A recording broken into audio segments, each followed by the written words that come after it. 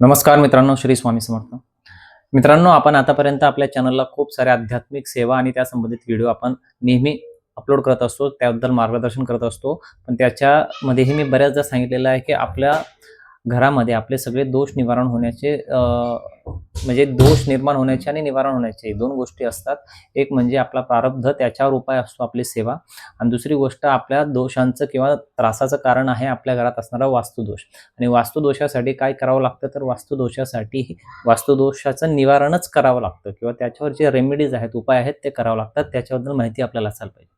तर मी आता तुम्हाला इथून पुढे या सिरीजमध्ये तेच असेच काही सोपे सोपे वास्तू टिप्स आणि उपाय सांगणार आहे, ज्याच्याने तुम्ही कुठल्याही महागड्या वास्तुतज्ञाच्या त्याचा सल्ला न घेता किंवा त्याच्यात पैसे आपला वेळ न घालवता छोट्या छोट्या गोष्टी करून आपण याच्यातनं कसे बाहेर पडू शकतो, अशा गोष्टी मी तुम्हाला सांगणार आहे. त्यातल्याच काही गोष्टी आज घेऊन आलेलो आहे. बघा, सगळ्यात महत्त्वाची गोष्ट आपल्या घरामध्ये सगळ्यात पहिला जर प्राथमिक कोणता आपलं महत्त्वाचं असेल तर ते म्हणजे आपला उंबरा असतो, मुख्य प्रवेशद्वाराचा उंबरा. तुमच्या घराचं जे मुख्य प्रवेशद्वार आहे त्याचा उंबरा जर सक्षम नसेल तर तुमच्या घरामध्ये कुठली बाधा, कुठली नकारात्मकता किंवा कुठलीही वाईट गोष्ट ती सहज घरात शिरणार आहे आणि तुमचं जीवन त्रासदायक होणार आहे. तर सगळ्यात पहिले बघा, आपला उंबरा सक्षम आहे का. सक्षम म्हणजे उंबरा जर तुमचा खराब असेल, कमकुवत झाला असेल, लाकूड खराब झाला असेल, तर सगळ्यात पहिले त्वरित नवीन उंबरा बनवून तिथे लावून घ्यायचा आहे, त्याचं शुद्धीकरण करून घ्यायचं आहे. नवीन उंबरा जर असेल, लावला असेल किंवा तुमचा उंबरा चांगला असेल, तर त्यानंतर पुढे काय, तर पुढे बघा काय करायचं असतं की तुम्हाला दररोज त्या उंबऱ्यासोबत काहीतरी त्याचा संस्कार करायचा आणि त्याची काहीतरी काळजी घ्यायची. दररोज संध्याकाळी त्या उंबऱ्यावर पहिले तर हळदी कुंकवाने पूजा करायची असते आणि त्या उंबऱ्याला काय करायचं, सायंकाळी उंबऱ्यावर छोटासा एक दिवा घ्यायचा, त्याच्यामध्ये तुम्ही तेल लावा किंवा तूप लावा यथाशक्ती, जे तुम्हाला शक्य असेल. तर उंबऱ्याच्या पूजा करायची, मध्यभागी तिथे स्वस्तिक काढायचं आणि त्या स्वस्तिकवर दररोज संध्याकाळी जसे अंधार होतो है ना, दिवसाच्या म्हणजे थंडीचे दिवस असतील त्यानुसार किंवा उन्हाळ्याचे दिवस असतील त्यानुसार, दिवस लहान मोठे असतात, बघायचं सायंकाळी सूर्य मावळला सगळ्यात पहिले उंबऱ्यावरती दिवा लावायचा आहे आणि दिवाला उंबऱ्याला ओवाळून घ्यायचा, आरती करून घ्यायची आणि नमस्कार करायचा.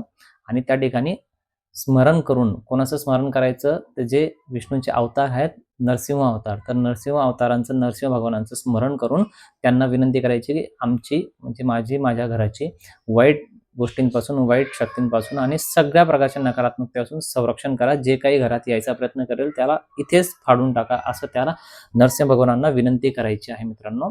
कारण नरसिंह भगवानांचे ते स्थान असतं उंबरा म्हणजे. ठीक आहे. ते झाल्यानंतर दुसरी गोष्ट, दररोज सकाळी उठल्यावर आपला जो उंबरा असतो तो पाणी पाणी घ्या किंवा जर तुम्हाला शक्य आलं तर गोमूत्र वापरा. तर गोमूत्राने किंवा साध्या पाण्याने उंबरा पहिले काय करायचा, पाण्याने पुसून टाकायचा, स्वच्छ करायचा. उठल्या उठल्या पहिले उंबरा पुसायचा, स्वच्छ करायचा. बाकी तुम्हाला शक्य असेल तर त्या ठिकाणी रांगोळी वगैरे डेली काढायची, सकाळी तुम्ही काढू शकता. शक्य असलं तर ते नक्की करा. हा झाला उंबराचा विषय. ठीक आहे. दुसरी गोष्ट, तुमच्या घराची सगळ्यात महत्त्वाची, तुमची प्रगती ज्या गोष्टीशी जुळलेली आहे ती म्हणजे तुमच्या घराची उत्तर दिशा. ठीक आहे. तुमची प्रगती पण आणि तुमची अधोगती पण, दोघा गोष्टींचं जे काही आपण म्हणूया की सूत्र आहे ते तिथेच दडलेलं असतं. तर उत्तर दिशा घरातली सगळ्यात महत्त्वाची. तुमच्या घराची उत्तर दिशा बघा कोणती. आता उत्तर दिशा म्हणजे नेमकं कसं बघायचं, 4 दिशा असतात आपल्या. ठीक आहे. पूर्व जे असेल, पश्चिम, पूर्व, पश्चिम, उत्तर, दक्षिण. तर तुमच्या पूर्वच्या बाजूची शेजारची दिशा असते ती उत्तर दिशा असते आणि ती बरोबर आपल्या घराच्या मध्यभागीचा उत्तर दिशा बघायची.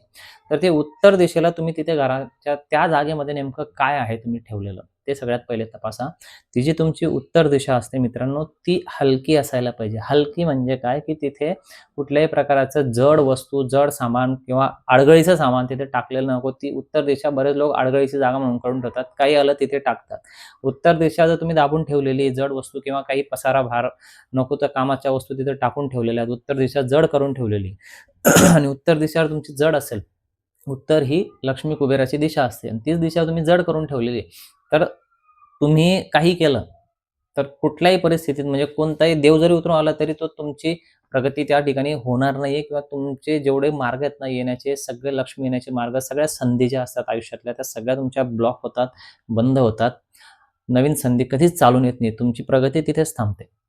त्याला उपाय काय, तर उपाय एकच आहे, उत्तर दिशा हलकी करा तुमची. उत्तर दिशेला ज्या काही सामान असतील, वस्तू असतील, त्या त्वरित तिथून काढा.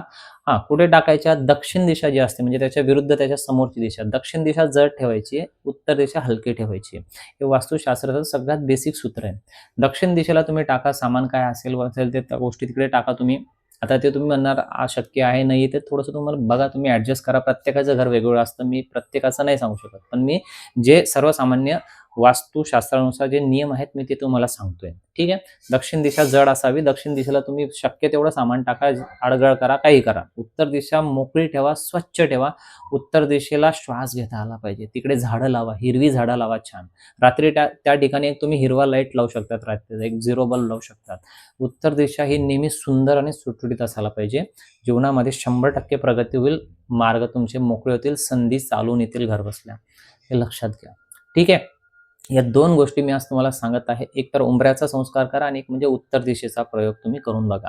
हे तुम्ही करून बघा आणि काहीच दिवसामध्ये तुम्हाला काय रिझल्ट मिळतो ते मला कमेंट करून नक्की सांगा. ठीक आहे. असेच व्हिडिओ तुम्हाला यापुढेही येत राहणार आहेत. सुंदर सुंदर व्हिडिओ, अतिशय महत्त्वाच्या टिप्स तुम्हाला येत राहणार आहेत. त्यासाठी आपल्या चॅनलचं जे मेंबरशिप आहे ते तुम्हाला घ्यावं लागणार आहे आणि ते तुम्ही घेतलेलं आहे आणि यापुढे ते घेत राहावं लागणार आहे. ठीक आहे मित्रांनो, तुम्हाला व्हिडिओ कसा लागला, कसा वाटला ते मला नक्की कमेंट करून सांगा. काही अडचण असेल तर तुम्ही व्हिडिओ खाली कमेंट करा, लगेच तुम्हाला रिप्लाय देखील देण्यात येईल. भेटूयात पुढच्या व्हिडिओमध्ये. तोपर्यंत काळजी घ्या आणि स्वामी सेवा करत राहा. श्री स्वामी समर्थ.